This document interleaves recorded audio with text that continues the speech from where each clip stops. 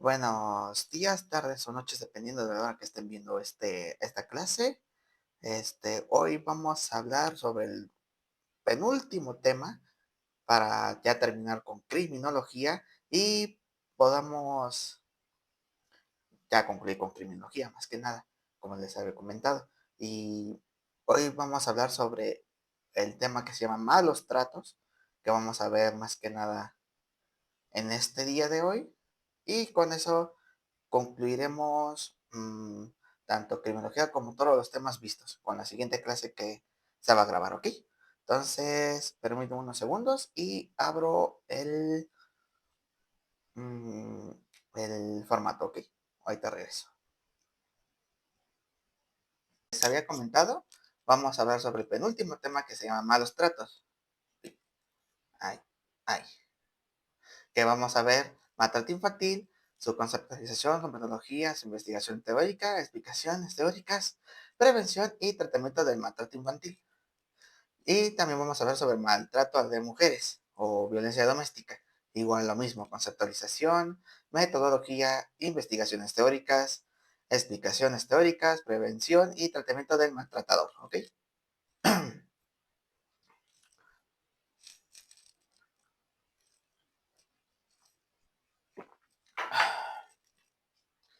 Maltrato infantil, su conceptualización.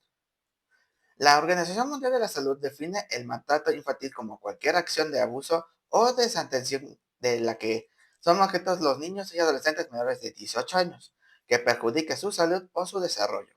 El maltrato a menores no solo se refiere al maltrato físico o el abuso sexual, también incluye el abandono y el maltrato psicológico. Otras acciones como la explotación comercial, la negligencia, perdón, o la indiferencia emocional también son consideradas como maltrato infantil.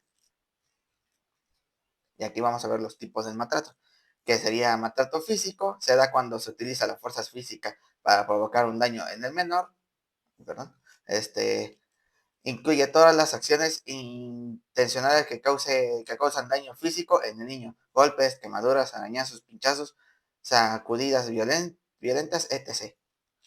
El niño golpeado, los niños golpeados o maltratados físicamente presentan marcas, moretones y agulladuras en amplias zonas de su cuerpo y heridas en diferentes etapas de cicatrización. Con frecuencia presentan también fracturas múltiples producidas en distintas fechas, lesiones en el sistema nervioso o traumatismo encefálico que evidencia maltrato físico duros y repentinos y repetidos en el tiempo. El lactante agitado. Síndrome del bebé sacudido. Las sacudidas violentas constituyen una forma ay, de maltrato frecuente en niños muy pequeños. La mayoría tienen menos de 9 meses de edad. Estas sacudidas pueden provocar hemorragias en el cerebro, en la retina y en pequeñas fracturas astilladas en las articulaciones de brazos y piernas del niño, causadas por un zarandeo rápido y energético. A ver, desde aquí. Bueno, como pues acabamos de ver sobre qué es lo que es el maltrato infantil, como se dice aquí, que no solamente es por golpes o por abuso sexual, como ya habíamos visto en la clase anterior, sino es más que nada todo el tipo, tanto daño psicológico como cuando lo comparas con alguien más, el abandono, cuando digamos, el padre, la madre o los dos abandonan al niño tal vez en un orfanato con los abuelos y tal, ¿no? Y, ¿cómo se puede decir? Y también la desatención, o sea de que dice, digamos, este, ¿cómo le podemos decir? Ah, pues, digamos, tiene un hermano y pues le ponen más atención y al hermano, digamos, al menor, pues no le ponen tanta atención como al mayor o al revés, ¿no? Incluso hasta los tres y hasta los tres pueden sufrir ese tipo de desatenciones, ya sea por trabajo, porque se basan más en su trabajo, se basan más en sus necesidades propias de los padres, tal vez, cuando son jóvenes, y aparte hablando de cuando son jóvenes, también pueden influir a que como no se conocen estos temas de, digamos, de ser padres, pues acaban como el caso del, creo que ya les había comentado, de los niños que fueron padres y, y lamentablemente mandaron a una bolsa este, a su hijo, creo que fue su hijo y todo eso, pero y obviamente culparon al hombre, pues porque es el hombre, ese es el hombre, y, y las mujeres pues no recibieron su castigo merecido. Pero bueno, eso sería más que nada igual un tipo de maltrato hacia los infantes y eso que son en este caso son prematuros de 9 meses y todo eso. Bueno, o prematuros de 8, de 7, cuando son recién nacidos y todo eso. Y, pues, y como vemos aquí en los tipos de maltrato, están el maltrato físico, el niño golpeado y el síndrome de bebé sacudido, cuando agitas así las cosas, ¿no? Así. Y pues desde ahí pueden causar daños encefálicos, o sea, o en su cerebro, provocar hemorragias cerebrales y más que nada romperle los huesos, porque en esos tiempos, en esos momentos, como apenas se van formando sus propios huesitos y por eso, por ende, tienen más huesos que nosotros, de 106 para ser exactos, y nosotros digamos, los adultos o que ya estamos desarrollados, tenemos 206 huesos, ¿ok? Y más que nada, pues hablando de estos tipos de maltratos, los que ya son muy comunes, que son los maltratos físicos, que son con los golpes, con las quemaduras, arañazos, hasta las cachetadas cuando se quedan marcadas y todo eso, ¿no? El niño golpeado, pues cuando lo golpean a cada rato, le dejan los moretones, ¿cómo se llaman? ¿Cómo se llaman? Los, los hematomas, cuando se le revienta una venita y por ende se quedan los, los moretones. A veces incluso pueden quedar fracturados del cráneo, de algún hueso, cuando no se puede mover. Como Joe Gacy, que pasó así con su padre, que por hacerle este tipo de maltrato de tanto de abuso sexual como de niño golpeado, por ende, por eso quedó con un trauma en su cabeza, ahí tenía una hendidura o una cortada, digamos, en su cráneo, una agrietación, por ende tenía esos tipos de arranques explosivos y por ende también tuvo esos impulsos de asesinato, ¿ok? Entonces, sigamos.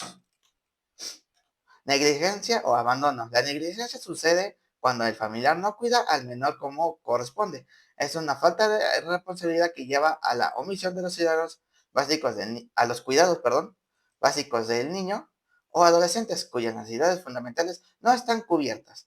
Maltrato psicológico.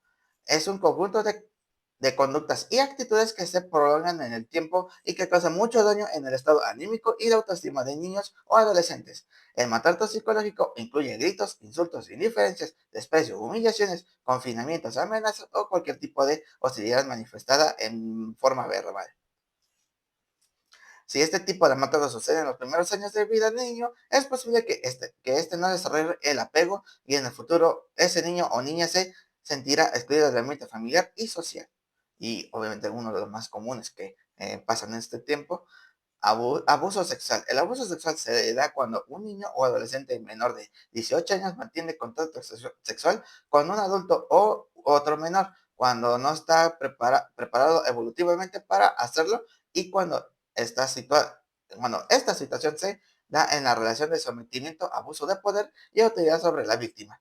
El abuso sexual incluye también la explotación sexual, violaciones, manoseos, sí, solicitudes de connotaciones sexuales, aunque no haya contacto físico, la masturbación en presencia de un niño o la explotación de órganos genitales, entre otros. Exposición, perdón. Yo no sé por qué leí explotación, pero creo que se lleva igual. ¿Ok? Sí, son los últimos, sí. Y por último serían los factores de riesgo. Si bien el maltrato infantil puede suceder en cualquier ámbito, debes saber que existen algunos factores de riesgo que aumentan la las oportunidades de que un niño o adolescente sufra maltrato. Por ejemplo, los niños menores de 4 años y los adolescentes tienen mayor riesgo, perdón. Lo mismo sucede con los niños que no fueron deseados, que cumplen las expectativas de los padres o que no cumplen, que tienen alguna discapacidad física o mental o que lloran mucho.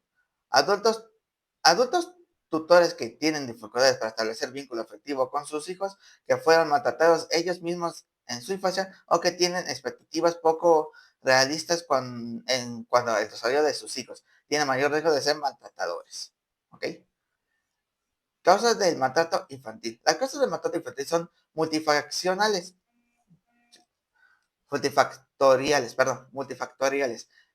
Cuando los adultos han sufrido maltrato en su infancia, cuando hay situaciones violentas en el hogar, baja autoestima, trastornos físicos o psicológicos en los padres o en los niños, abuso de sustancias o hijos no deseados,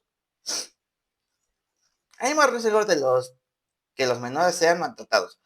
La falta de elementos compensatorios o estos factores de riesgo como pueden ser la satisfacción personal, el acceso a terapias, el apego para con los niños, el apoyo social y la buena situación económica también provocan situaciones de mayor riesgo.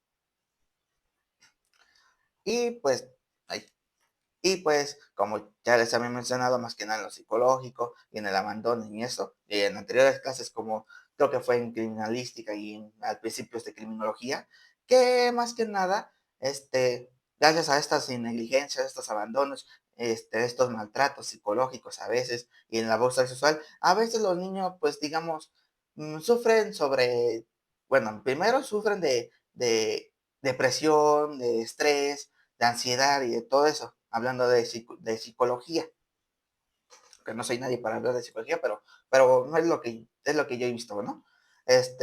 Hablando como psicólogo,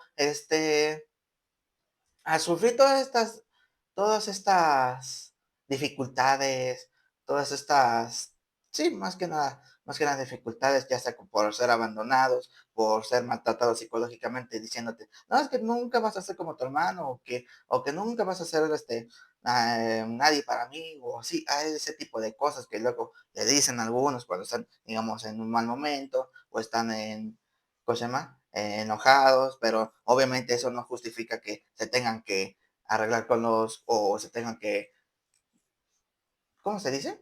¿Cómo se puede decir? No se puedan mm, desquitar con nadie, nada más con los niños, porque obviamente abuso de poder y ven que el niño no puede decir nada porque si no le golpean y todo eso, pues le empiezan a decir, no, es que tu hermano es mejor que tú y va a ser mejor que tú siempre, porque tú no haces nada y porque él ya terminó de todo, él ya hizo de todo, ya tienen trabajo, ya digamos en casos de adolescentes o de niños cuando son así, no, es que él es bueno en la escuela, le va bien todo, saca puro 10 y mi otro hijo, no, pues le cuesta mucho, que a veces, le dicen a veces que es tonto, que no va a avanzar después, que no va a hacer prácticamente nada, que se va a quedar en la calle y así, ¿no? Eso sería como un maltrato psicológico, decirle de cosas en su futuro, que obviamente está mal y todo eso, ¿no? Y por ende el niño pues se empieza a resentir de eso, digamos, empieza a mejorar a veces muy pocos casos empiezan a mejorar para ellos y pero en otras ocasiones, como ahorita estamos viendo, hay, uy, disculpen es que presioné una tecla y, y ¿cómo se llama? Y se paró la computadora. Bueno, entonces sigamos. Nos habíamos quedado mm, en lo del psicológico, que pues obviamente, como actualmente pasa, de que luego existen las comparaciones, digamos, de hermano a hermano, de hasta familiares, incluso, que más que nada, eso en lo psicológico representa que muchos niños, muchos adolescentes empiecen con los temas de que no, me siento deprimido, tengo ansiedad y tengo depresión y todo eso, ¿no? Cuando y luego ahí le empiezan a decir tanto los padres como a veces a los propios psicólogos, psiquiatras y todo el estilo de la psicología, de lo mental, más que nada, hablando, es que empiezan a ver los patrones, empiezan a ver los indicios, empiezan a ver prácticamente casi todo para que puedan llegar a una conclusión y por ende se pueda ver que es un maltrato psicológico que le están haciendo a veces los padres, los tíos, los hermanos, los primos, mayores que él, obviamente.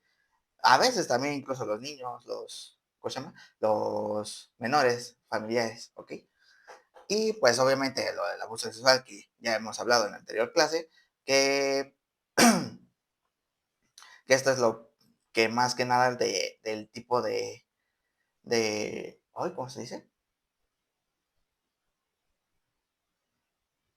De cuando los van a explotar sexualmente o de trata de menores, cuando van a esclavizarlos y todo eso, ¿no? Y por ende, a veces también, cuando los raptan, hacen ese tipo de cosas, en las series como en Criminal Minds, en CSI han pasado mucho de estos, en la ley y orden hay uno en específico sobre esto. Y por ende, y por también, digamos, en países como, creo que ya se los había mencionado en Arabia, en Qatar y todas esas, aparte de que la mujer no tiene derechos todavía en esos lugares, a veces los adultos se casan con los niños, según por su religión, que quién sabe qué, y todo eso, ¿no? Y por ende, eso en nuestros países que tienen, digamos, más derechos a los niños, más derechos a las mujeres, eso está mal visto, moralmente visto, eso está mal, ¿ok? Entonces, sigamos.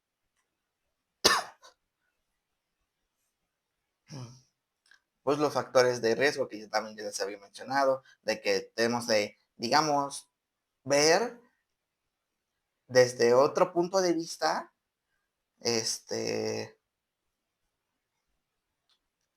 ciertos raciocinios, digamos,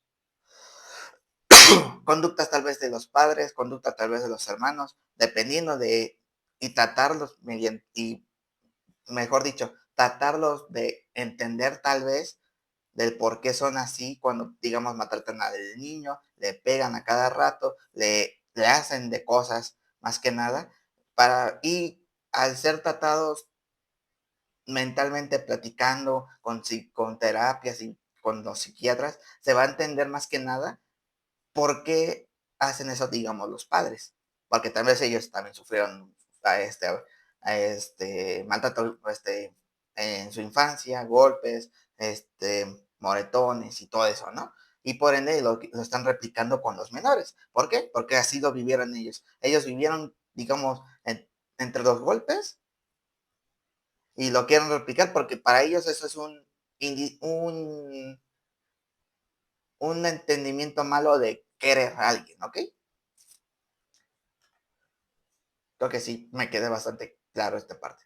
Y más que nada, por las causas de este tipo de maltrato hacia los menores, más que nada van a pasar primero, en lo físico, se van a poner moralmente mal, en todo tipo de sentido, que si falta de comida, falta de sueño, falta de empatía, es bajo autoestima, empiezan a pasarle todo lo malo para que, digamos, se vea fatal en un momento de que sean hasta más vulnerables todavía y por ende llegan a a riesgos más severos, incluso haciendo lo de la desvivisión, lo del...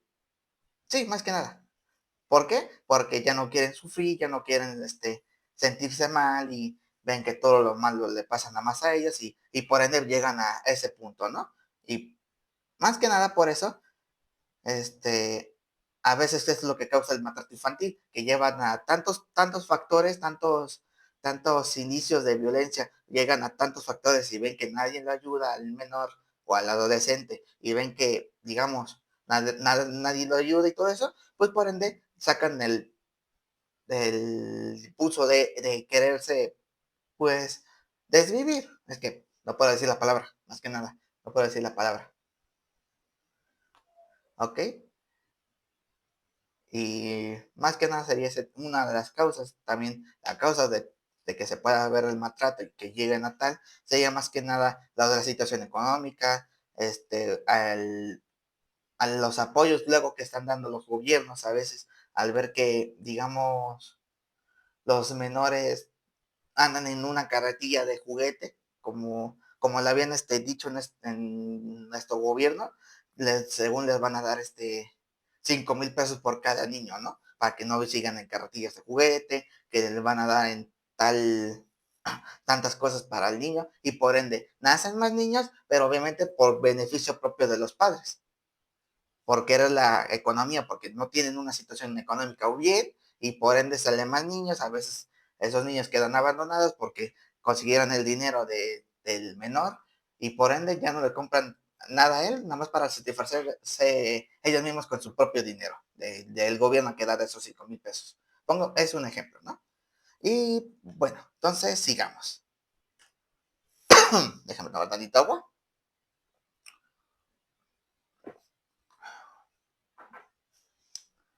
Ahora, y hacerme un poquito para acá. Y bueno, ¿qué se acaba? Metodología. El estudio del maltrato infantil plantea enormes retos metodológicos, tanto por la sensibilidad del tema como por las dificultades inherentes a su investigación. En primer lugar, es necesario reconocer que se trata de un fenómeno subregistrado. Gran parte de los casos nunca llegan a instancias oficiales, lo que obliga a los investigadores a diseñar estrategias que combinen fuentes diversas. Los registros administrativos, como los expedientes de servicios sociales, hospitales o tribunales, ofrecen datos valiosos, pero suelen reflejar únicamente los casos más graves o aquellos que han sido denunciados.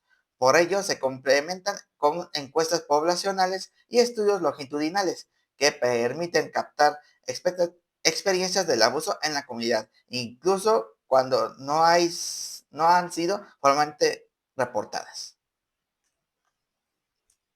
Ahora, hago para acá. Ay, disculpe. La metodología cuantitativa ha sido fundamental para dimensionar la magnitud del problema. Encuestas nacionales e internacionales han mostrado prevalencias significativas de maltrato físico, emocional y sexual en la infancia, y ha permitido establecer correlaciones con variables sociodemográficas, económicas y culturales. Sin embargo, estas aproximadamente enfrentan limitaciones. La memoria de los participantes puede ser sesgada, el lenguaje utilizado en los cuestionarios puede no captar la complejidad de las experiencias, y las diferencias culturales influyen en cómo se interpreta lo que constituye maltrato. Por otro lado, las investigaciones cualitativas aportan una mirada más profunda sobre los significados y las dinámicas del abuso. Entrevistas en profundidad, estudios de caso y observación participante permiten comprender cómo los niños y las familias viven estas experiencias, cómo se construyen las narrativas de violencia y qué factores sociales y psicológicos intervienen en su reproducción. Estas metodologías, aunque más difíciles de generalizar, son esenciales para captar la dimensión subjetiva del fenómeno y para diseñar intervenciones culturales sensibles. Ok, pues como ya se había visto en anteriores clases, estas metodologías cualitativas y cuantitativas, por ende yo los digo mixtas, porque se busca más que nada tanto por registros como por experiencias propias, digamos, y hablando de este tipo de maltrato que es infantil, se llevan a cabo más que nada para llegar a primero los indicios de maltrato, para después investigarlos, cuál es su situación del niño, y por ende se llegue a, digamos, a denunciar al padre o a los que lo maltratan. Y más que nada, y también captando en lugares donde, digamos, está bien visto este tipo de maltratos, porque así vivieron en esa comunidad, digamos, en pueblecitos muy pobres, más que nada. este, este, o incluso en algunos países ven que el maltrato a los niños es normal, ya sea por la explotación infantil o más que nada por buscar beneficio propio, hablando de abusos sexuales, ven que eso, digamos, está bien y obviamente, hablando normalmente que eso está mal, hay situaciones muy diferentes, digamos, a uno lo golpean, no podemos poner una encuesta que digamos que sea para ver si tuvo un problema psicológico, alguien que fue golpeado físicamente y viceversa. No podemos poner una encuesta de, digamos, de preguntas de dónde te pegaba y tal, ¿no? Pero cuando fue más que nada psicológicamente hablando. Por ende, en este caso, vamos a hablar más de cualitativa que cuantitativa, pero va a ser mixta, una metodología mixta. ¿Ok? Sigamos.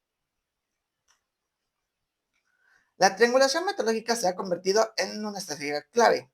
Al combinar datos cuantitativos y cualitativos, como ya les había dicho, registros oficiales y testimonios directos, se logra una visión más completa y menos sesgada del problema. Por ejemplo, los estudios longitudinales que siguen a cohortes, sí, cortes, de niños a lo largo de décadas permiten observar cómo las experiencias de maltrato se relacionan con problemas de salud física y mental en la adultez, mientras que los relatos cualitativos ayudan a entender los mecanismos de resiliencia y las trayectorias de recuperación. Finalmente, la metodología del maltrato infantil se enfrenta al reto de la comparabilidad internacional, como ya les he comentado. Cuando cada sociedad define y percibe el abuso de maneras distintas, lo que dificulta establecer estándares universales. Sin embargo, organismos como la OMS y la UNICEF han impulsado marcos conceptuales y protocolos de investigación que buscan homogeneizar, definiciones y técnicas de recolección de datos, permitiendo comparaciones más fieles entre países y regiones. Pues sí, como ya les había comentado, ¿no? No vamos a poner más que nada, digamos, en países subdesarrollados, digamos, Madagascar, países de África, digamos, que son los más propensas a este tipo de cosas por la pobreza extrema. No podemos comparar esto con digamos, con países primermundistas como Rusia, como España y todo eso, ¿no? Porque son obviamente diferentes definiciones, pero obviamente al ver que son diferentes definiciones se van a tratar diferente. Digamos que, un ejemplo, digamos que en África, el maltrato está bien visto porque, porque es parte de la cultura para hacer brujerías y, y, digamos, para limpiar, digamos, el alma, ¿no? Es un ejemplo. Pero obviamente en España se va a ver que eso está mal porque digamos, es el futuro de la siguiente generación, de ver de qué manera se pueden salvar esta generación con futuros proyectos que ellos mantienen pensando. Cuando sean más adultos, se van a llevar esas ideas y tal, ¿no? Por eso hay que protegerlos más. Y no por, digamos, subjetividades de países subdesarrollados, ¿no? Y por eso, obviamente, al ver que el maltrato en algunos países está bien, en otros países el maltrato está mal, hay que llegar a un acuerdo más que nada, como ya les había mencionado en una clase anterior, que digamos, cada tipo de maltrato o de delincuencia se debe de juzgar por igual, ¿ok? Y por ende, pues para que ya digamos, sea más que nada, ya sea más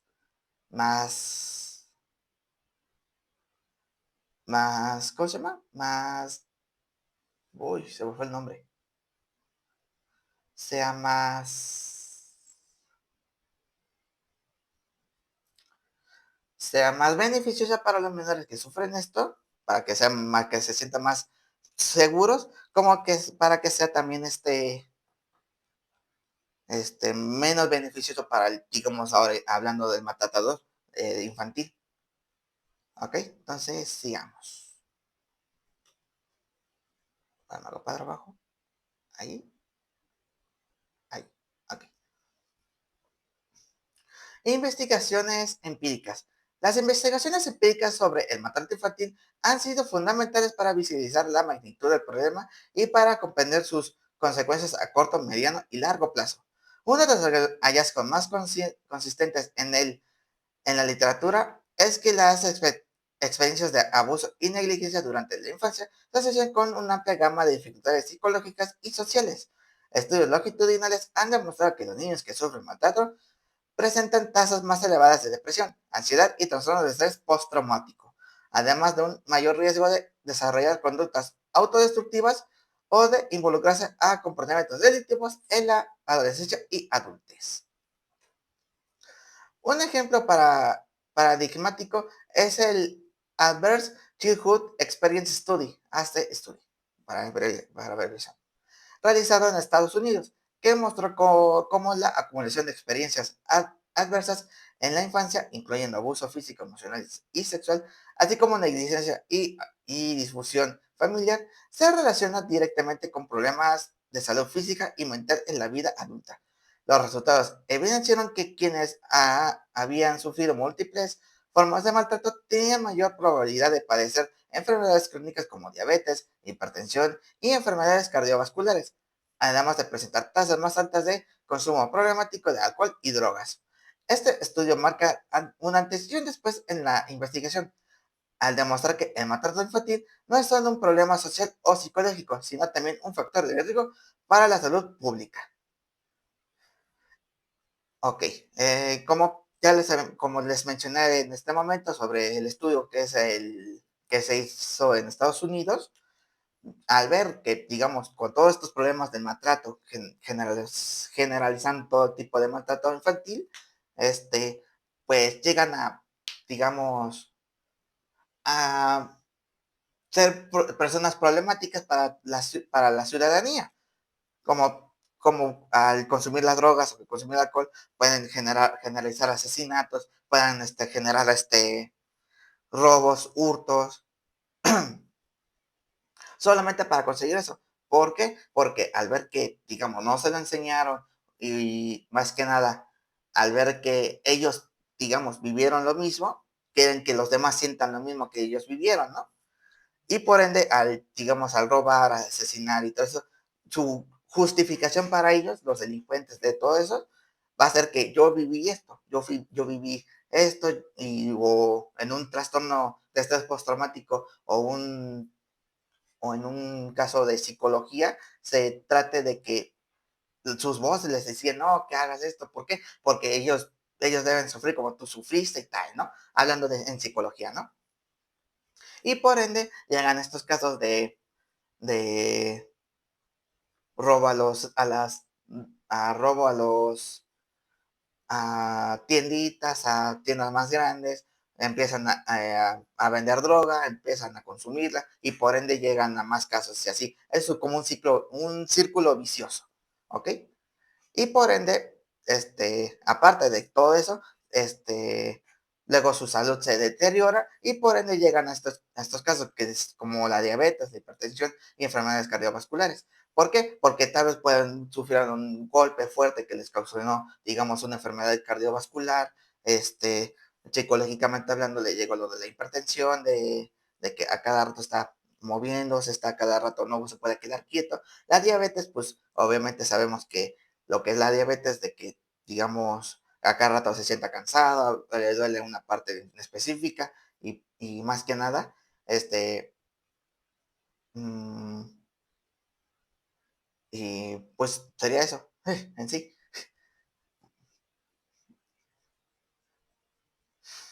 Son temas complicados de hablar, más que nada porque a veces muchos tienen diferentes opiniones, como ya me hemos visto en esta parte, de diferentes países y tal, ¿no? Pero por ende, hablando moralmente y por, digamos, humanamente posible, se vea que es malo, o sea, de este tipo de maltrato. Porque, digamos, como dicen aquí en el lema de México, los menores son el futuro de México.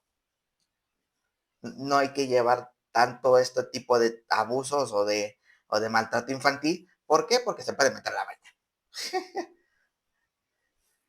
y se sienten intocables y al sentirse intocables piensan que pueden hacer todo y cuando pues digamos le cae la ley, ahí digamos, ahí quedaron o fueron presos y todo eso, ¿no? Bueno, entonces sigamos.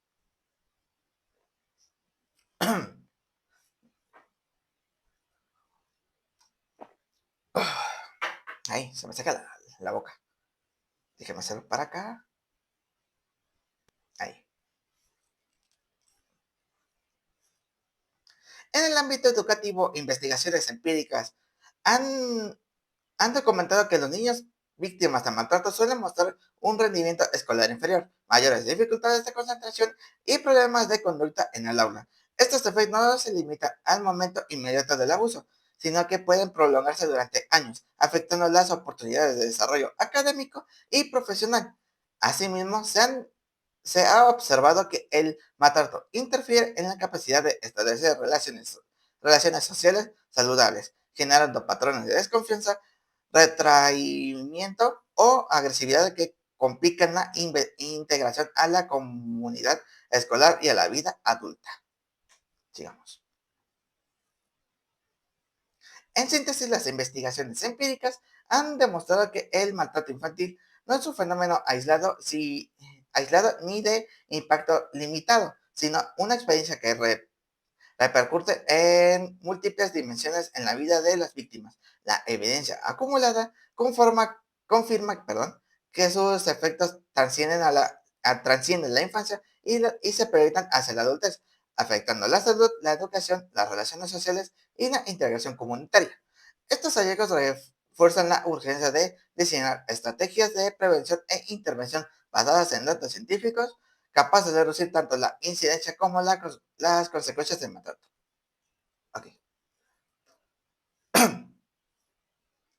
Pues, como ya les había mencionado en esta parte, más que nada, en esta parte, pues, al sentirse, pues, digamos, con lo del maltrato y todo eso, de que, digamos, psicológicamente hablando, se quedan pensando tanto en eso que, digamos, ya no prestan atención en las escuelas, digamos, se pierden en lo suyo pensando en eso, digamos, en vez de escribir lo que dicen, van escribiendo lo que piensan ellos y por ende obviamente se equivocan al escribir y más que nada se pierden viendo en cualquier parte, ¿no? Así, digamos, oh, una mosca. Mientras ven al pizarrón copiando, digamos, y voltean de repente. Eso es un factor, más que nada, en su rendimiento por maltrato hacia su persona, del menor o del adolescente. Digamos, desarrollan TDA. Y por ende van a tener muchas complicaciones porque aparte de que sufre lo del maltrato, nadie le apoya, empieza a desconfiar relativamente así, paso por paso, empiezan a desconfiar de las personas. ¿Por qué? Porque piensan que le van a hacer lo mismo que, digamos, de todo lo que está viviendo, ¿no? Y por ende, a veces no se puede juntar con nadie por ese miedo, porque en sí el miedo es lo que les genera durante, digamos, el maltrato infantil y por ende, al ver que, digamos, mucha gente socializa porque, digamos, está viviendo bien y todo su vida es perfecto, mientras que que es maltratado físicamente, psicológicamente y fue abandonado, fueron negligentes con él, empiezan a resguardarse de su casa o donde viva y no sale por el miedo a que sea juzgado, ¿ok? Y por ende llega la depresión, llegan las etapas de la esquizofrenia y todo eso, ¿no? Y al final, pues llega el momento de la, de la desvivisión, ¿ok? Entonces, sigamos.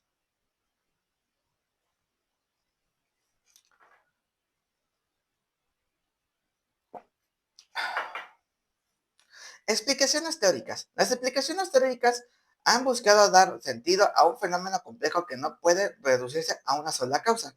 Desde la psicología, la sociología y la criminología se han desarrollado marcos que permiten comprender por qué ocurre, cómo se mantiene y cuáles son sus efectos en el desarrollo del niño. Una de las perspectivas más influyentes es la teoría del apego, propuesta por John Bowlby. Ay, no me salió el apellido. Bowlby. Según este enfoque, los vínculos tempranos entre el niño y sus cuidadores son fundamentales para el desarrollo emocional. Cuando estos vínculos se han dañado por el maltrato, el niño expresa inseguridad, miedo y desconfianza. Permíteme unos segunditos. Ahí está. Lo que puede derivar en dificultades para regular sus emociones y establecer relaciones saludables en el futuro. El maltrato, en este sentido, no solo es una agresión física o psicológica, sino una ruptura en la base misma de la seguridad afectiva. Otra explicación relevante es el modelo ecológico de Bronfenbrenner. Sus apellidos. Bronfenbrenner, que entiende el maltrato como resultado de las múltiples niveles de influencia. No basta con mirar al individuo o la familia. El contexto comunitario, las condiciones socioeconómicas y las normas culturales también juegan un papel decisivo. Por ejemplo, Dios, la pobreza extrema, la falta de redes de apoyo o la aceptación social de la violencia como forma de disciplina pueden aumentar la probabilidad de que un niño sea víctima de abuso. Este modelo es especialmente útil porque permite pensar en la prevención desde distintos niveles, desde la intervención directa en la familia hasta políticas públicas que reduzcan la desigualdad. Bueno, como vemos en estas teorías, tanto del apego como el modelo ecológico de Brenner, pues diga, este, nos explica que, hablando de la teoría del apego, al digamos, al sentirse a veces seguro donde vive, ya sea con sus padres, con sus cuidadores en general, empiezan a sentir, digamos, a veces apego hacia su cuidador, más que nada. Pero al ver que empezó con lo del apego, empezaron con el abuso hacia ese niño. Y por no, o por el paso del tiempo, el menor al tener ya tanto tiempo con él, sin, digamos, sin haberse, digamos, ¿cómo se dice? ¿Cómo se puede decir? Sentirse bien con ese y empezaron con su cuidador y empezaron con los maltratos y todo eso, empiezan a sentirse que, digamos, todo es una mentira, pero empieza como la teoría de esto, no, ¿cómo se llama? Ay, ¿cómo se llama esta teoría? Permítame unos segundos.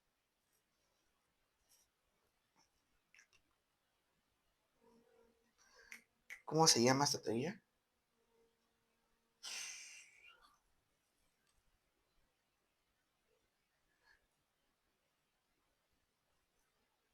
¿Cómo se llama la-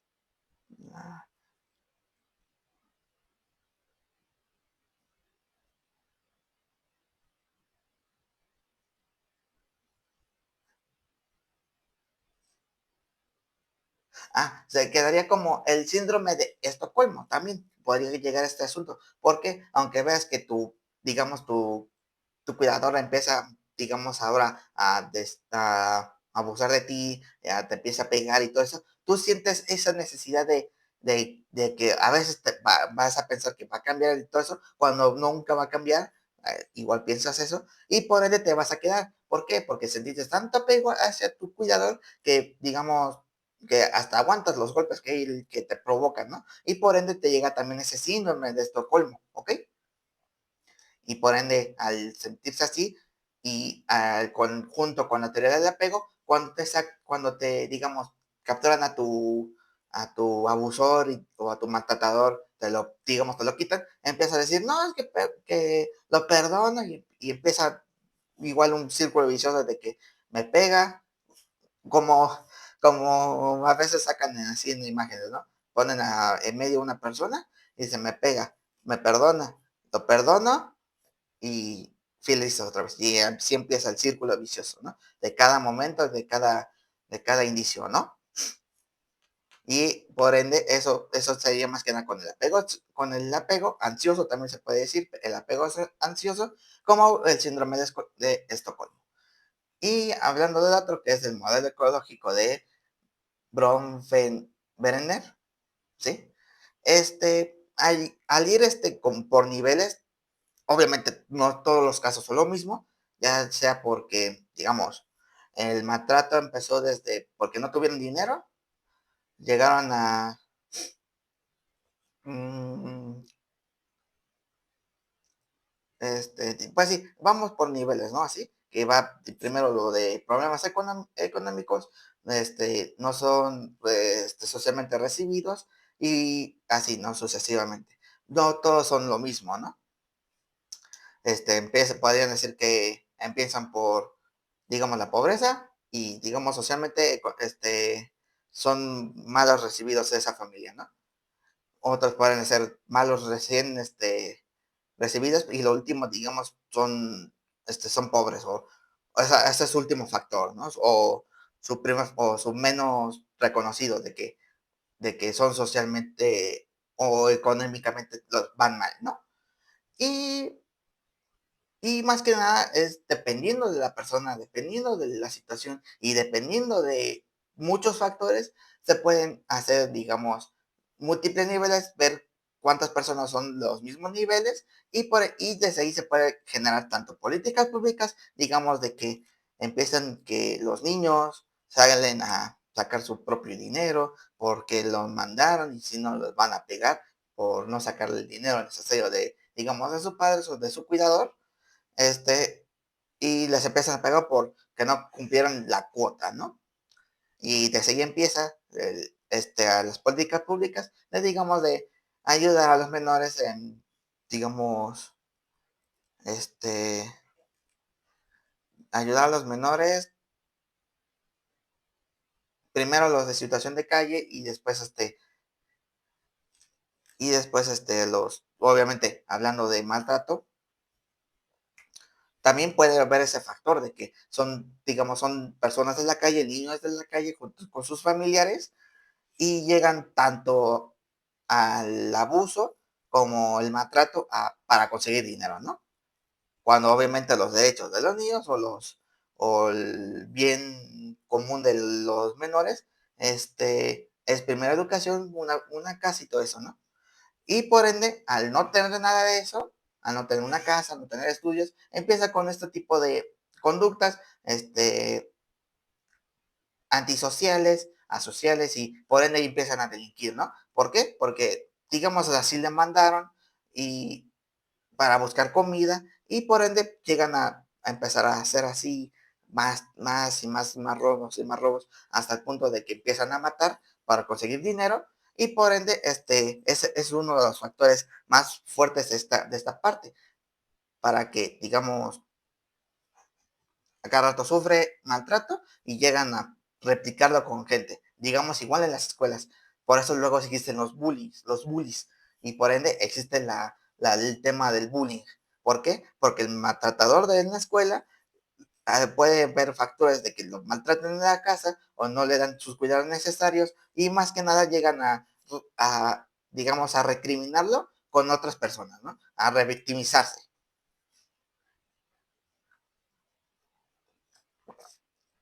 Y por ende, estas políticas públicas de que digamos, lo de la desigualdad, empiezan a ver lo malo, pero dentro de lo bueno. Y sucesivamente, ver lo bueno dentro de lo malo.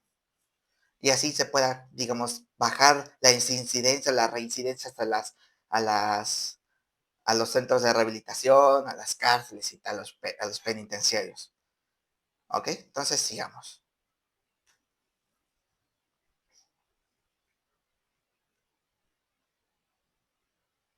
Déjame hacerlo un poquito pequeño para que no me mueva. Ahí estamos. La teoría del aprendizaje social de Bandura aporta otra mirada al señalar que la violencia se aprende y se reproduce. Los niños que crecen en entornos donde la agresión es habitual pueden interiorizarla como una forma legítima de resolver conflictos. Desde este modo, el maltrato infantil no solo afecta a las víctimas, sino que pueden perpetuar un ciclo intergeneracional de violencia. Estas perspectivas ayudan a explicar por qué algunos adultos que fueron maltratados en su infancia terminan reproduciendo conductas abusivas con sus propios hijos. Desde la criminología se han desarrollado teorías que vinculan el maltrato infantil con la conducta delictiva en etapas posteriores en la vida. El modelo de la trayectoria delictiva sugiere que las experiencias tempranas de abuso pueden generar resentimiento, baja autoestima y dificultades de socialización, factores que incrementan el riesgo de involucrarse en actividades criminales. Aunque no todos los niños maltratados siguen este camino, la evidencia empírica muestra una correlación significativa entre abusos en la infancia y problemas de conducta en la adolescencia. Ok, pues como ya les había mencionado, creo que, bueno, en esta parte, pero ahora vamos a hablar de esta parte más que nada, de lo primerito que les comenté, es que a veces, y creo que se ha visto más que nada en los bebés, es que nos ven hacer algo y ellos al ver eso lo quieren replicar. Digamos, al tomar un vaso de agua con una sola mano, ellos hacen lo mismo con lo suyo. O digamos, al afeitarse y todo eso, ellos al ver que su entorno a cada rato hay golpes, hay gritos, hay maltrato de todo tipo, ya sea psicológico, le empiezan a decir de groserías, empiezan a golpearse, empiezan de abusores y de todo, ellos como ya se había comentado, lo ven, digamos, normal y por ende, al ver que es normal, que digamos, así ven que es su, su vida normal, que no tiene nada de normal, lo replican hacia otras personas. ¿Por qué? Porque para ellos, digamos que es común y representan que es, ¿cómo se llama? Como un afecto hacia otras personas, los golpes, los insultos y tal, ¿no? Y por ende existen estos factores que posiblemente los lleven a más, empiezan a conductas abusivas hacia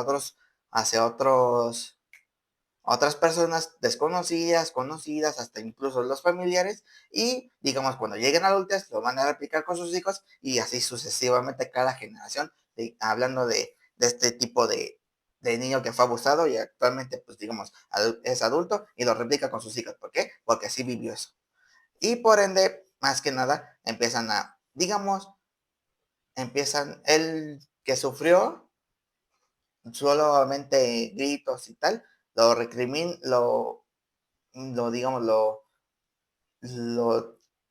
¿cómo se puede decir? Lo transforma a golpes, ¿no? Digamos, para su siguiente generación, para sus hijos, ¿ok? Y por ende, sus hijos, al ver que esto es normal, gritos, insultos y ahora golpes, lo empiezan cuando llegan adultos sus hijos, en parte de ser gritos, insultos y golpes, ahora aumentan ¿cómo se llama? Digamos, el abuso. Y con eso, obviamente, sucesivamente, empiezan a diferentes factores para que, esa familia, que empezaron desde gritos hasta ser asesinos. ¿Ok? Espero que me hayan entendido bastante bien esta parte, porque creo que me extendí mucho. Y entonces sigamos. Y como ya les había mencionado en mi rama, que es criminología, el modelo de la trayectoria delictiva, que sugiere más que nada, al ver que factores desde temprana edad, digamos de 8 de 10 años, o de incluso de 6 al tener este tipo de maltrato, empiezan, digamos, con lo mencionado aquí aquí, sí, de tanto la salud física, tanto salud mental. Empiezan con eso, lo de la salud mental, mm, literal, sentirse mal a cada rato y al ver que ahora hay un estrés postraumático, empiezan a delinquir, digamos, porque que su justificación es que yo viví esto y, y lo vi a cada rato que hacía mi padre y como no lo capturaban, yo también lo, lo hago, ¿no? Y obviamente empiezan a, digamos, a vender droga porque así se sienten bien, digamos, al consumirla o al venderla y todo eso, ¿no? Y empiezan a, digamos, a quedarse solos, no tienen amigos con quien convivir, con quien charlar para hablar de esos temas y por ende no tienen dinero para, ¿cómo se llama? Para ir a unas terapias, ir al psicólogo, para igual hablarlo y por ende llegar a, digamos, a comprender su situación y todo eso y por ende al no tener literal casi nada de contacto, contacto social, por ende, llegan a estar con los delincuentes, empiezan a vender, a robar, a violentar y todo eso, ¿no? Y obviamente llegan a las consecuencias de que, digamos, los asesinan o los meten a la cárcel, porque son los dos únicos caminos que existen de este tipo de, de criminales. ¿Ok? Entonces sigamos.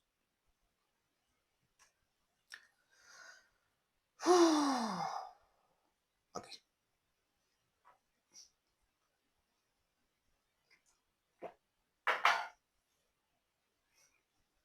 En conjunto, estas teorías muestran que el maltrato infantil no es un fenómeno multidimensional.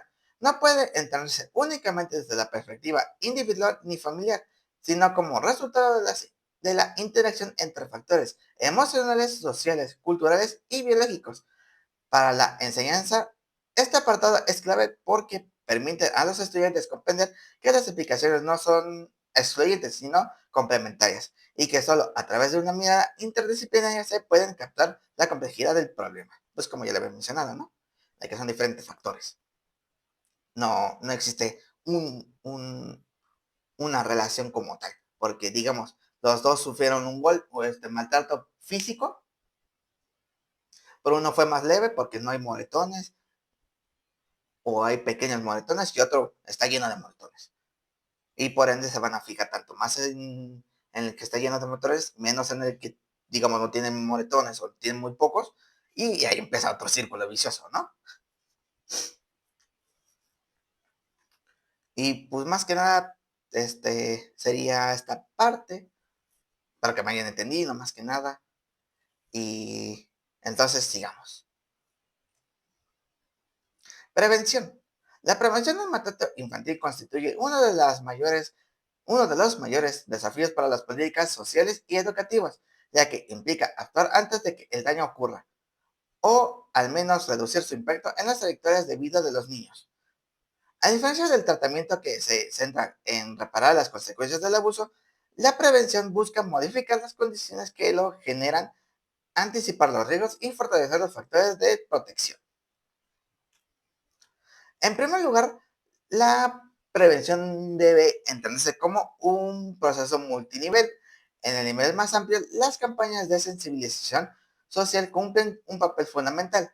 Estas iniciativas buscan transformar las percepciones culturales que normalizan la violencia como forma de disciplina, promoviendo modelos de crianza basados en el respeto y la comunicación.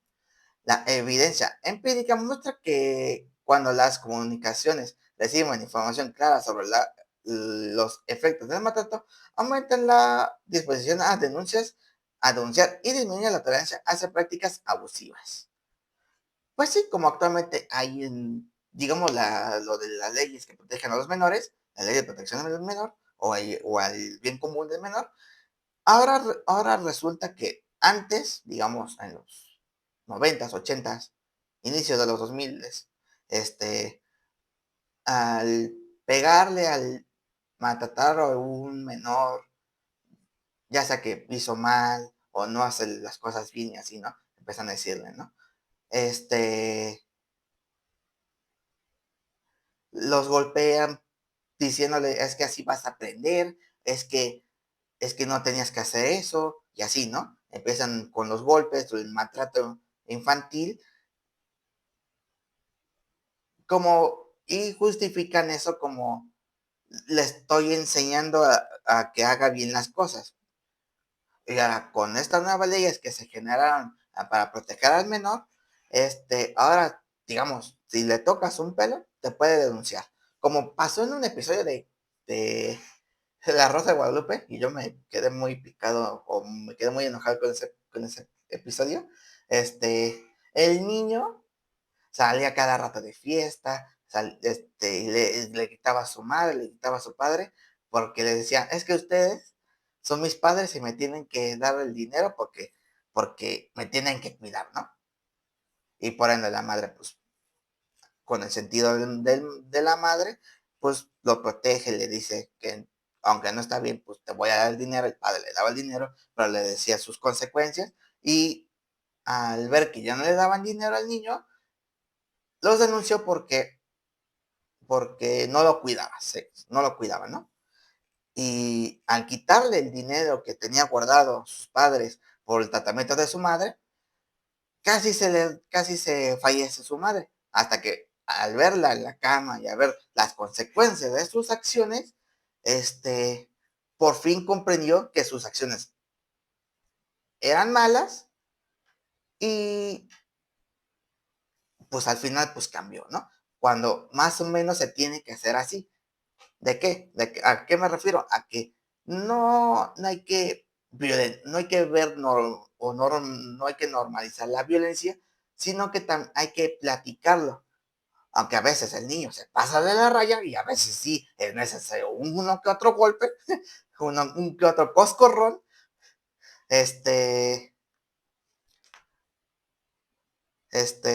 no hay que normalizar más que nada la violencia, sino que hay que platicarlo, hay que decir, hay que, digamos, pensar como un niño para que nos entienda el menor o nuestro hijo, ¿no? O algo así, ¿no?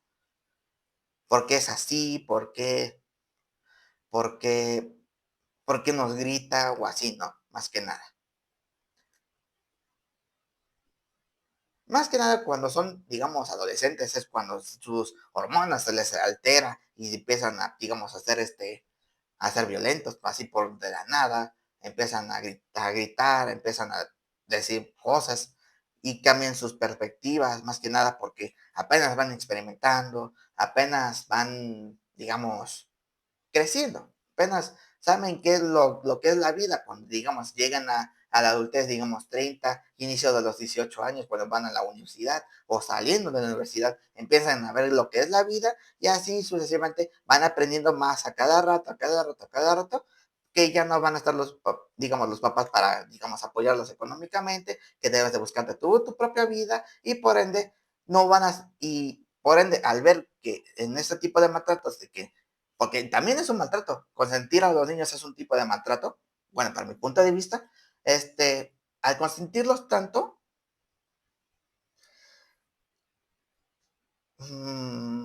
al consentirlos tanto, mm, no van a saber lo que es ganarse lo suyo con su propio esfuerzo.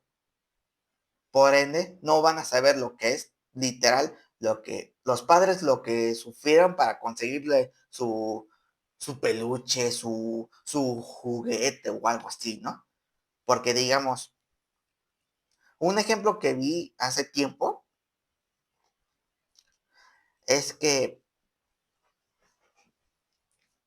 actualmente lo mínimo que se gana en un día son 270 y algo pesos, de pesos, ¿no? Al día. O sea, ¿cómo se llama? El salario mínimo.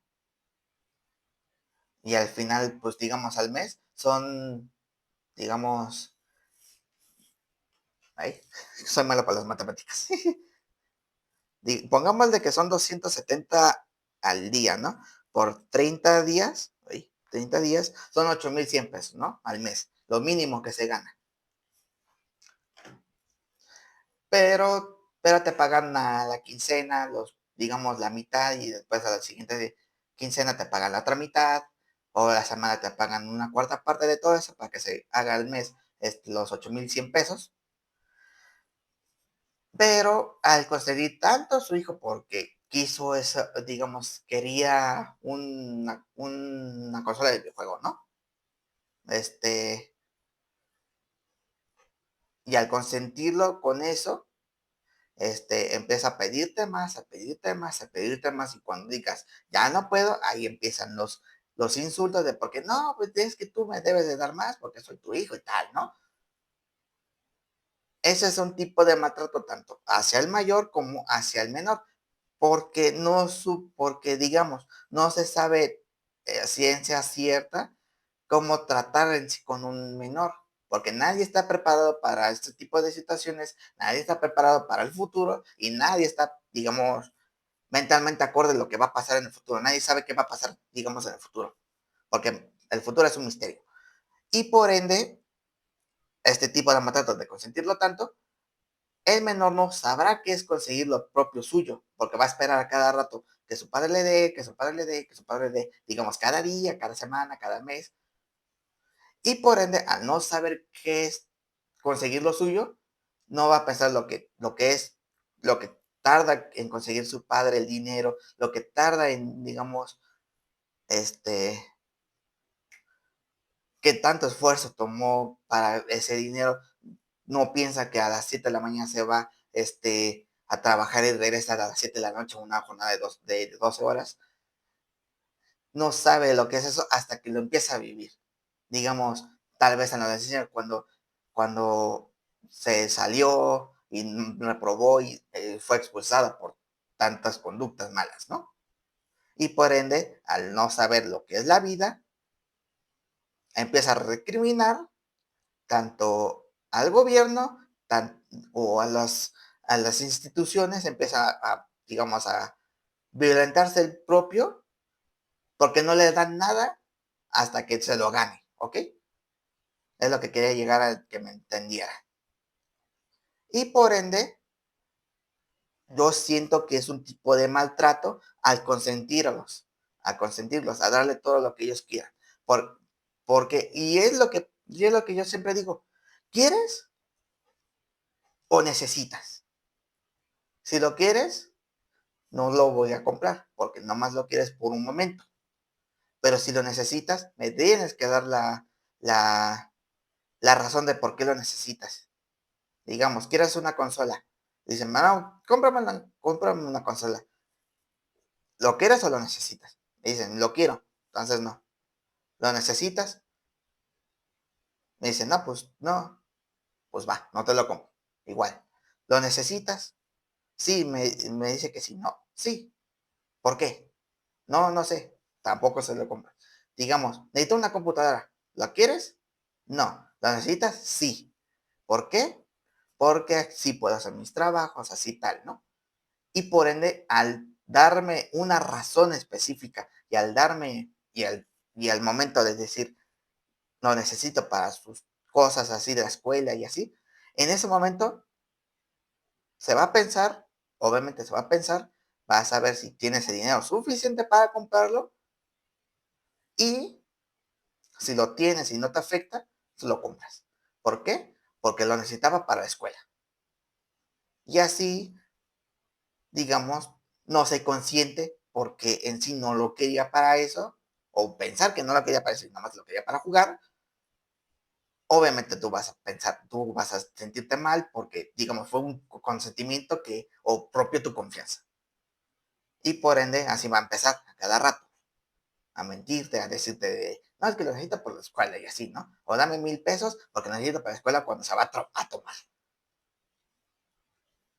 Y por ende yo digo que un maltrato infantil es consentirlos. ¿Ok? Entonces sigamos. Ya me extendí mucho esta parte. Disculpen.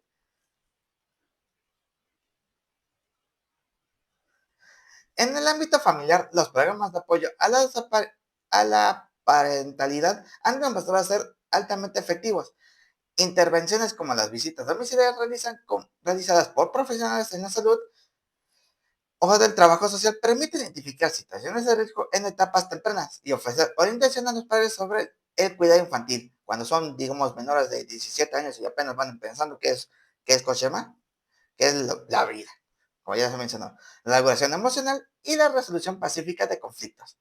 Estos programas no solo previenen el abuso, sino que también fortalecen la capacidad de las familias para enfrentar condiciones adversas como la pobreza o el aislamiento social. Si quieren, eso lo paso y vamos en sí con las conclusiones. En conclusión, la prevención del maltrato infantil es tanto un reto como la oportunidad como una oportunidad, perdón. Requiere voluntad política, compromiso social y sensibilidad cultural, pero también ofrece la posibilidad de transformar vidas y de romper ciclos intergeneracionales de violencia. Para los estudiantes perdón. Para los estudiantes, comprender esta dimensión es clave, ya que les permite ver el maltrato no solo como un problema a tratar, sino como una realidad que puede evitarse si se actúa de manera temprana y coordinada.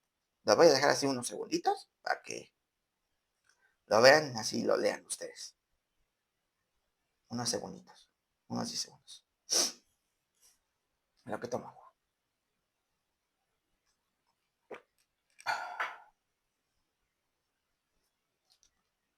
Ok.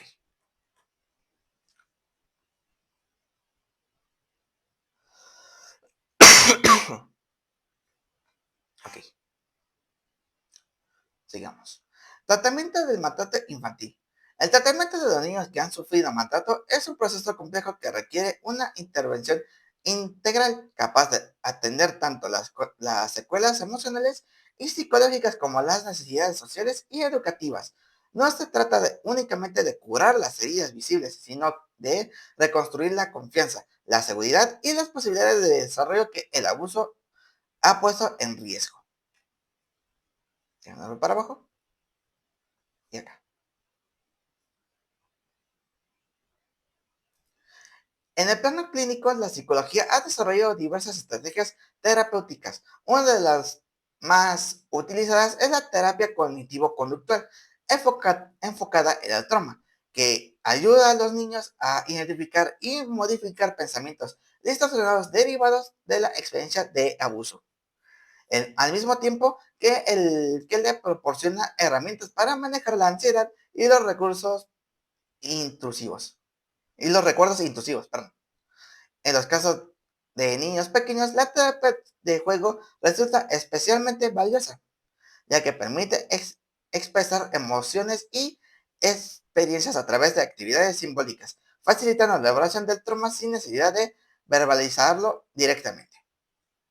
El tratamiento también debe incluir a la familia. En muchos casos, el maltrato ocurre del hogar, lo que hace necesario trabajar con los padres o cuidadores para modificar patrones de conducta y reconstruir vínculos afectivos. Las intervenciones familiares buscan no solo detener la violencia, sino también enseñar habilidades de crianza positiva, mejorar la comunicación y fortalecer la capacidad de los adultos para brindar un entorno seguro.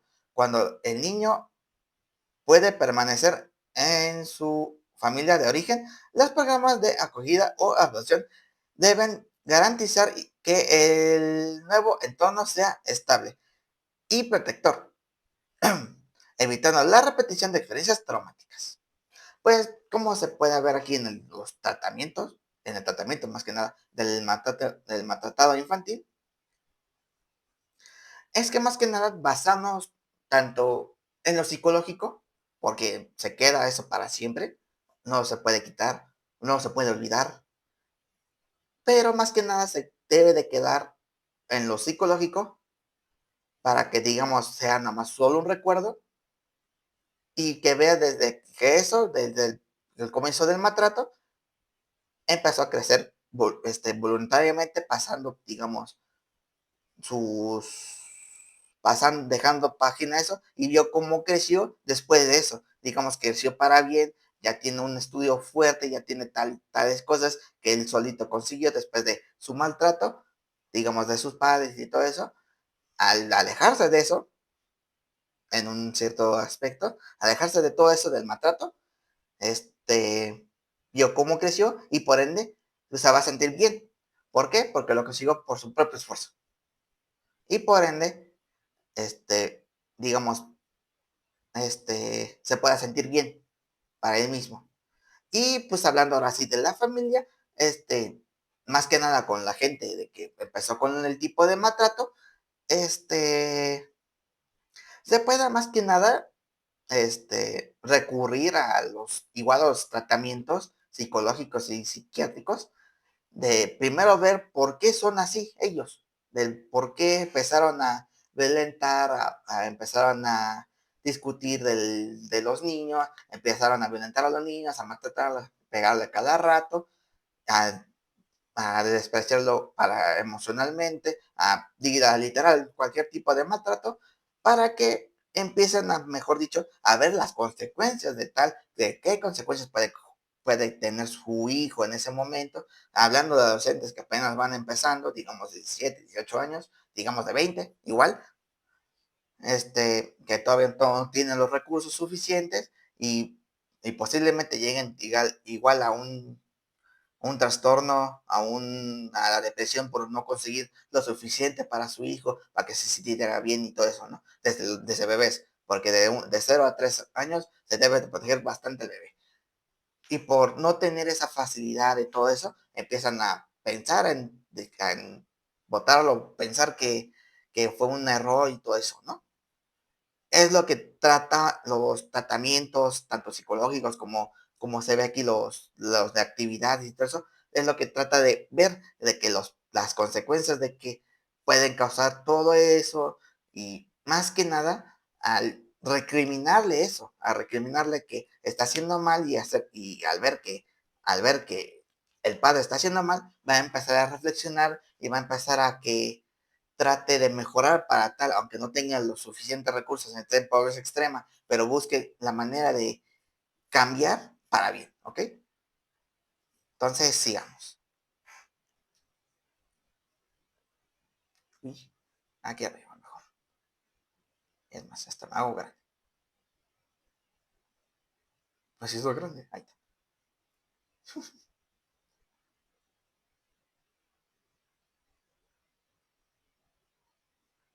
Ahí estamos, centrado. En el ámbito social, los servicios de protección infantil desempeñan un papel central. Estos organismos no solo intervienen para retirar, mejor dicho, al niño de situaciones de riesgo, sino que también coordinan apoyos educativos, médicos y comunitarios. La escuela, por ejemplo, puede convertirse en un espacio de preparación donde el niño encuentra apoyo emocional y oportunidades de aprendizaje que contribuyen a su recuperación. Pero los bullies luego le dicen, no, es que te abandonaron o te eras mandatario y yo también. Eso es aparte. Asimismo, las redes comunitarias como grupos de apoyo, actividades extracurriculares o programas de mentoría ofrecen entornos seguros que refuerzan la resiliencia y la integración social. La intervención debe ser siempre interdisciplinaria. Psicólogos, trabajadores sociales, médicos, educadores y juristas deben colaborar para diseñar planes, mejor dicho, de tratamientos que respondan a las necesidades específicas de cada niño.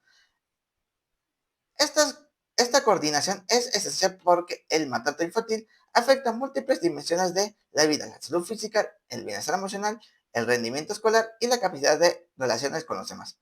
Un abordaje fragmentado corre el riesgo de dejar sin atender aspectos cruciales del proceso de recuperación. Pues como ya les había mencionado, que si dejamos de lado todo este tipo de tema, porque a veces es complicado de decir, es complicado de hablar y más que nada a los padres primerizos que no saben qué hacer, estos tipos de ayudas con los psicólogos, trabajadores sociales, médicos, educadores y tal, los ayudan tanto a fomentar lo que es bien para el menor, como para el menor que sufre este tipo de maltratos, se sienta o vea que puede seguir adelante sin necesidad tal vez de sus padres, sin necesidad de tanto maltrato físico, y los padres que hagan ese tipo de casos de maltratar a sus hijos, de pegarle a cada rato, vean las consecuencias de las personas, de sus hijos, de cómo van a reaccionar y tal, ¿no?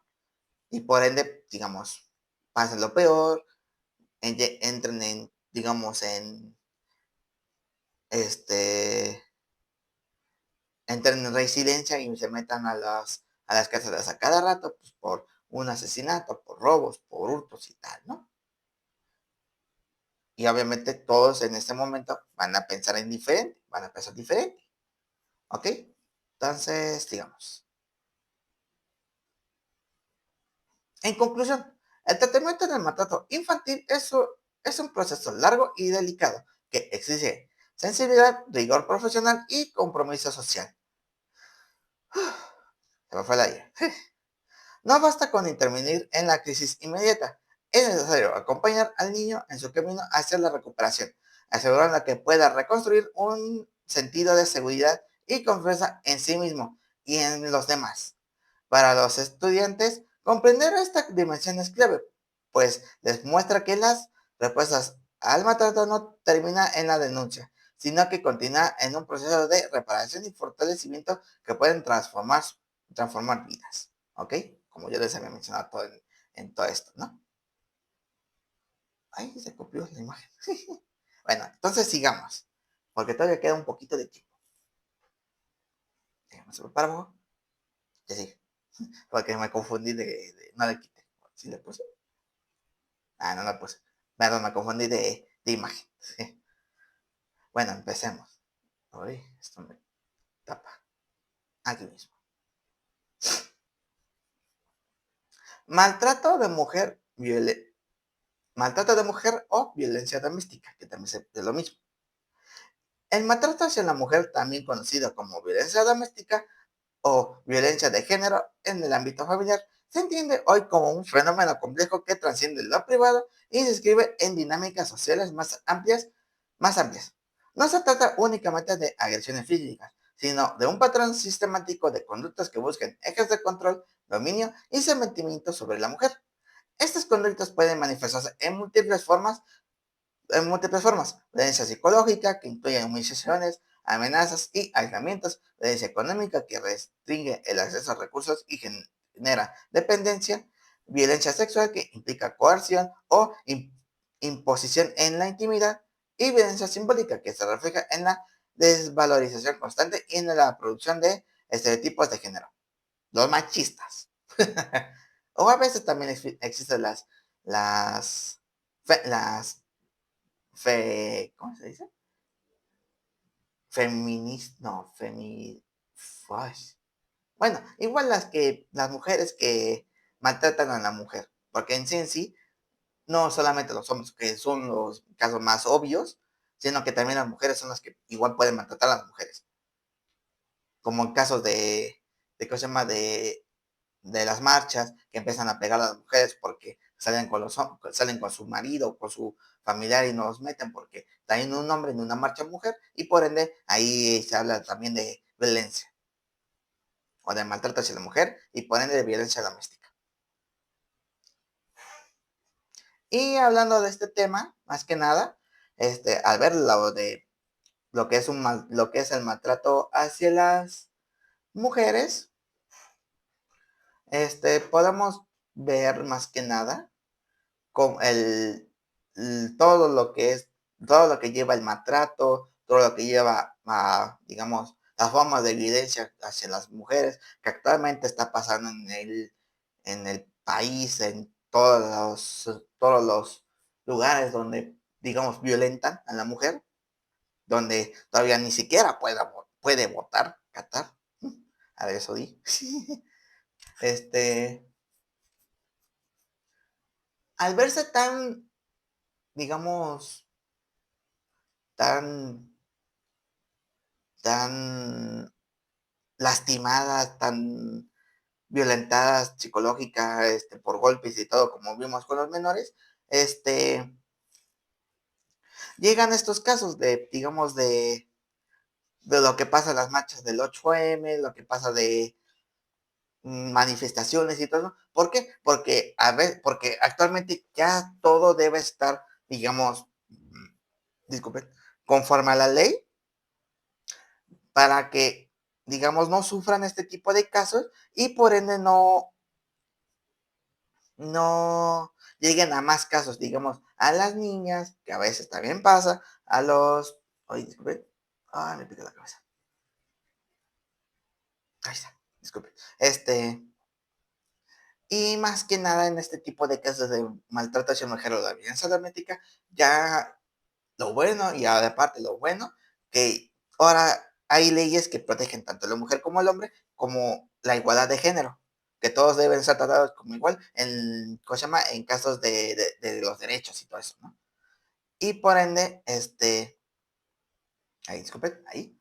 Y con esto se puedan tanto, digamos, los mismos derechos que tienen los hombres, de, digamos, de los sueldos y todo eso, se pueden aplicar también a las mujeres que ganen lo mismo, aunque no puedan hacer casi, digamos, algunas cosas que los hombres sí pueden por la fuerza, porque obviamente la diferencia de fuerza es fuerte, es muy fuerte.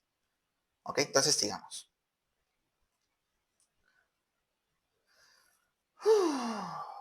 Ahora me hago más pequeñito y ahí. Ah, y ahí. La conceptualización moderna enfatiza que la violencia doméstica no es un problema de pareja, ni un conflicto aislado, sino una violación de derechos humanos y un problema de salud pública.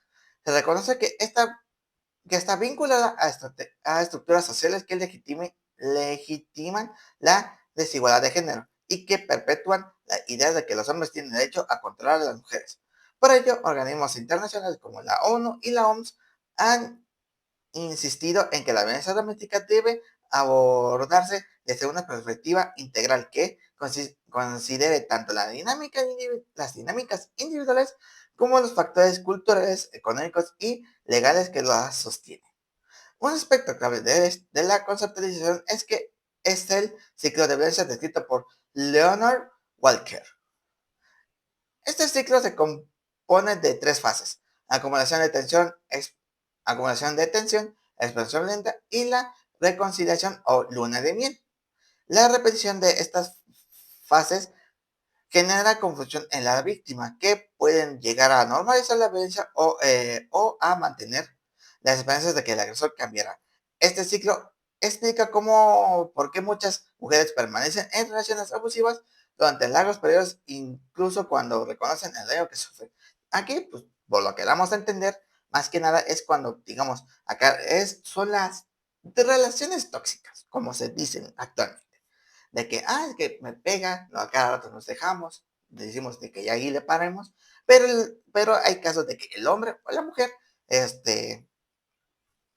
dice, no, pues perdóname, ya no lo voy a hacer, voy a cambiar y todo eso, ¿no? Y a la semana siguiente son los mismos conflictos, se separan otra vez y todo eso. Y empiezan el círculo vicioso, como siempre les comento. Ese tipo de casos, como dije aquí del ciclo de la violencia, como dice Leonard Walker, es lo que les acabo de decir, de que empiezan a violentarse, se empiezan a decir de cosas, se reconcilian y digamos, se vuelven a enamorar, ¿no? Y es un círculo vicioso que cada rato siempre pasa, o anteriormente pasaba, porque lo vi, lo vi, y decía, ah, qué curioso. Hacía cada rato unos amigos que tenía ahí, a cada rato volvían, se peleaban y se dejaban, volvían, se peleaban, se dejaban, se reconciliaban y listo. Y por ende, a este tipo de aspectos, las mujeres luego son más violentadas a cada vez que regresan, son más dañadas, son más, literal les pasa un poco más de todo para que sean más violentadas y todo eso, ¿no? Y por ende lleguen a estos casos extremos de tanto, tanto las relaciones tóxicas como por ende que el hombre en ese momento, su pareja en ese momento, llegue incluso al asesinato, ¿ok? Y es lo que no queramos llegar en este tema, que es maltrato a mujer o violencia doméstica. Como pasó también en la pandemia, de que hubo muchos maltratos hacia la mujer porque en el aislamiento sacaron más que nada, digamos, su, su verdadero yo, los hombres, o a veces las mujeres igual, sacaron su verdadera cara y por ende salieron estos temas complicados de asesinatos en las propias casas, suicidios en las propias casas de las víctimas y por ende, disculpen, ahí está, y por ende existieran más más, más leyes que no se aplicaban porque o no se veían o no se pasaban como tal. Ay, disculpe. En síntesis, conceptualizar la violencia doméstica implica reconocerla como un fenómeno estructural, multidimensional y persistente. Disculpen tantito. Unas 15 minutitos más.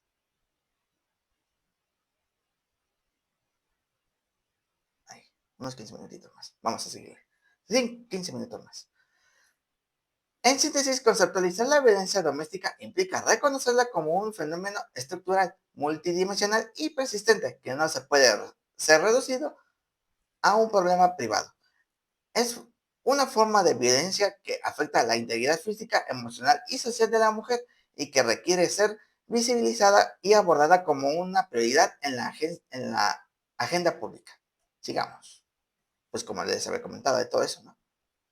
Metodología. Los estudios metodológicos de la violencia doméstica contra las mujeres presentan desafíos particulares que han obligado a los investigadores a desarrollar enfoques innovadores y altamente sensibles.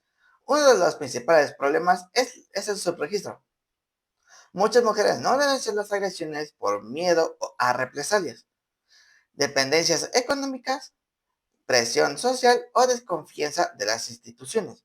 Esto significa que los datos oficiales, como denuncias policiales o expedientes judiciales, reflejan solo una parte del fenómeno, generalmente las cosas más graves, aquellos que han llegado a instancias formales. O sea, ¿cómo se llama? Ay, ¿cómo se llamaban? Ay, se me fue su nombre. En, en los juicios, perdón. Sí, que llegaron ya a juicio. Y como podemos ver más que nada, en este apartado, es que más que nada por, obviamente, la desconfianza en las instituciones, ¿quién no lo tiene? La presión social, porque muchas mujeres a veces, y muchos hombres, piensan que mal denunciar, digamos, a la pareja o al amigo que abusa de ella, o violenta sobre ella, o a la pareja que violenta sobre ella, incluso o a cualquier hombre que violente sobre ella, este, va a quedar tachada como, digamos, que no aguanta nada y tal, ¿no? O que nomás sacaba dinero y tal, porque se metía con muchos hombres, o se metía con amigos, o nomás con la pareja, que a veces, incluso las propias mujeres, por ser la misma, el mismo amor o algo así del hombre, sus amigas, de la amiga que ha sido violentada, o que ha sido violentada por digamos, por mentiras de las amigas de su novia en este tiempo, digamos, de la pareja del novio, empezó a desconfiar de ella, que es una parte de la violencia contra la mujer, la desconfianza, y por ende llegan los golpes, llegan a los insultos, llegan los gritos, y por ende llegan a, digamos, a separarse por la desconfianza, ¿no? Y por ende, en la presión social van a decirle, no, pues se separaron porque según decían que la mujer o que su exnovia ahora salía con tantos hombres y tal, ¿no? Pues, obviamente que eran mentiras, o a veces no. Y por ende van a quedar tachadas como infieles y tal, ¿no? Y todo eso. Y obviamente, pues lo mismo, el miedo propio de la mujer hacia el hombre, porque como los casos que se vieron ahí en Puebla o aquí, Devani, la que le dispararon en la cabeza con un arma larga, un arma de fuego larga, por miedo a denunciarlo, por tal, digamos, a violentarla, a maltratarla y todo eso, por miedo, por amenazas que también le pudieron llegar, mm, por eso no van a denunciar. Por eso en el Infobae, en INEGI, todas estas campañas que suben los datos.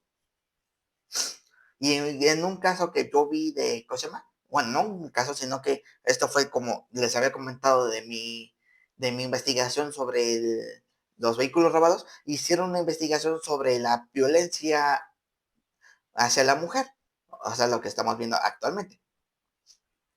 la violencia doméstica, que no había casi nada de datos, porque yo también lo busqué, no había nada de datos, nada. ¿Por qué? Porque apenas se habían registrado, porque anteriormente no existían tantas leyes que protegían a las mujeres y por ende no había casi nada de denuncias, o las anunciaban y los dejaban a un lado, los archivaban. ¿Por qué? Porque no tenían, digamos, esas igualdades en las mujeres en los derechos, ¿no? Y obviamente actualmente, gracias a nuestra presidenta, han tomado más decisiones, han tomado más leyes que protegen a la mujer. Es lo único bueno que hizo. Bueno, entonces sigamos. Para superar esta limitación se han utilizado encuestas de victimización a nivel nacional e internacional que permiten captar experiencias de violencia en la comunidad, incluso cuando no han sido denunciadas. Estas encuestas han demostrado que la violencia doméstica es mucho más frecuente de lo que sugieren los registros oficiales, y han permitido establecer correlaciones con factores como edad, niveles socioeconómicos, estado civil o contexto cultural.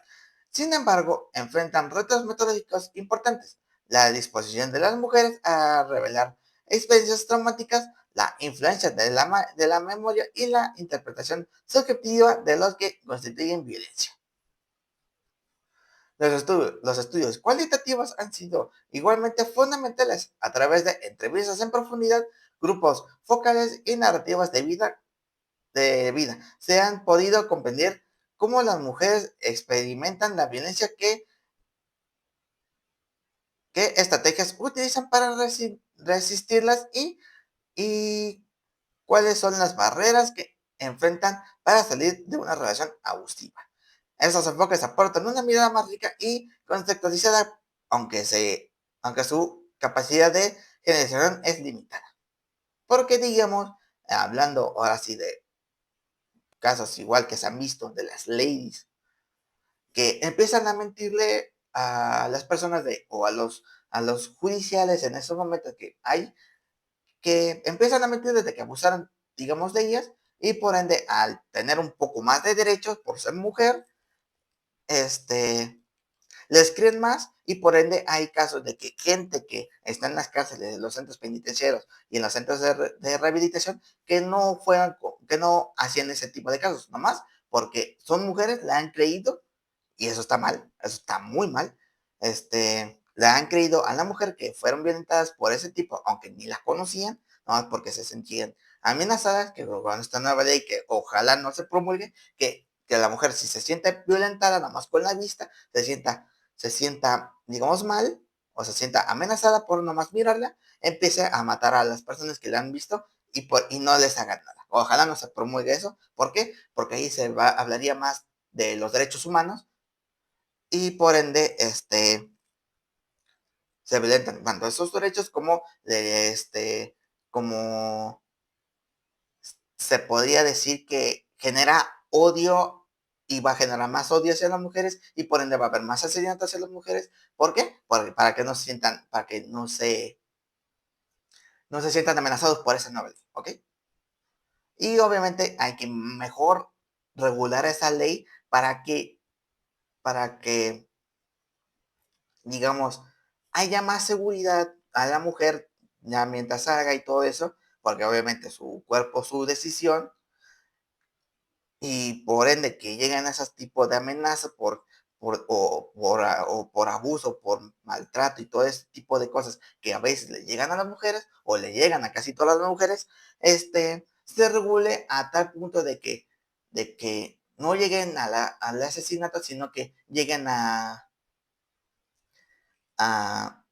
aunque sea mentira, se les pida, se les pida, se les pida una evidencia como tal digamos, de violencia. Como siempre se va a pedir los indicios y de todo, ellas tengan algo para que vean que sí es cierto. Digamos, un monetón que se vea, o para que no lleguen esos casos extremos de gente que fue culpada, que son inocentes, y así, digamos, no haya menos reincidencia resiliencia en las cárceles, ¿ok? Entonces, hasta aquí le vamos a dejar. Hasta aquí le vamos a dejar. Y más que nada, para que me dé tiempo de terminar la última parte. Y terminamos con criminología, ¿ok? Entonces, espero que les haya gustado la clase de hoy. Y nos vemos para la siguiente clase, ¿ok? Muchas gracias por haberme escuchado y buenos días, tardes o noches, dependiendo de la hora que estén viendo esta clase. Nos vemos.